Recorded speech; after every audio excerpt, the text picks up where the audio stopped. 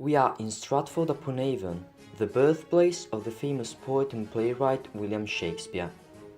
It is a beautiful little market town built during the Elizabethan period, near the river Avon, a word which in the Celtic language means river, where lots of tourists come every year to visit places related to the bard. You can see here the facade of his first home in Hanley Street, a half-timbered house where he was born on the 23rd of April 1564. It is now a public museum where visitors can take a tour of the different rooms in which he spent his youth. On entering the museum, there is a hall where you can watch a video introducing you to the first years of Shakespeare's life in Stratford. Then, after the video, you can observe some documents which date back to the 16th century, such as the first folio, which is the first collection of Shakespeare's works, created by his fellow actors John Hemingis and Harry Condell, approximately 7 years after his death. Without this collection, we might not have any knowledge of at least half of Shakespeare's plays. On entering the home there is a little room which belonged to his sister Joan Hart, and one which was his own. Shakespeare inherited his part after his glove-maker father, John Shakespeare, died in 1601. When Shakespeare left Stratford, the house was then leased to Lewis Hickox, who changed it into an inn. It was then known as the Swan and the Maidenhead. In the parlour there is a 16th century reproduction of a canopy bed. This was the room where the whole family would meet. Connected to this room there are the hall and the dining room, which looks like a kitchen. You can also see a fireplace where meat used to be cooked.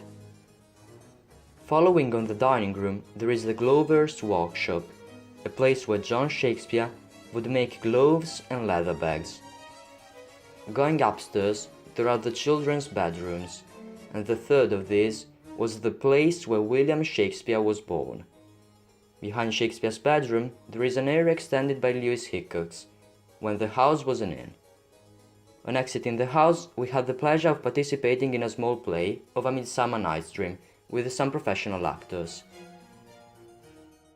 After visiting Shakespeare's birthplace, we went to the Holy Trinity Church, where Shakespeare was baptized and buried.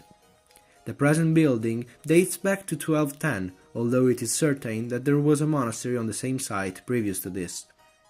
Outside the church there is a graveyard and, as it is the case in other churches in England, it surrounds the building. Standing in the center of the nave, facing the crossing, which is the oldest part of the church, we notice the north and south aisles, which lead to the Clapton and Thomas Becket chapels. On the west side of the church there is the chancel, where there are the tombs of William Shakespeare, Anne Hathaway, and the other members of the Shakespeare family. One is also able to see William's bust on the wall, erected by Anne after his death.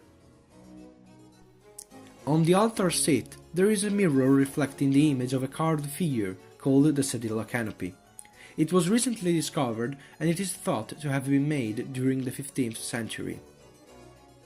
Our last landmark in Stratford was Anne Hathaway's cottage, a farmhouse which dates back to 1463 and which was firstly owned by John Hathaway, Anne's grandfather. It originally comprised of 3 rooms. The building was then extended by Anne's brother, Bartholomew, who added another floor to the house.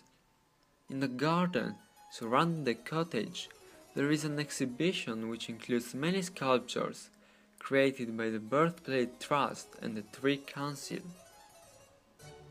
The ground floor is comprised of the kitchen and the parlour, both of which did originally have a roof. Going upstairs, there are mainly bedrooms which were used by the members of the family, but the little study rooms are also in evidence. Once we left Hathaway's cottage, our visit of Stratford-upon-Avon was over, but we had the chance of having cream tea at the Derby Cafe. What a day, full of great input.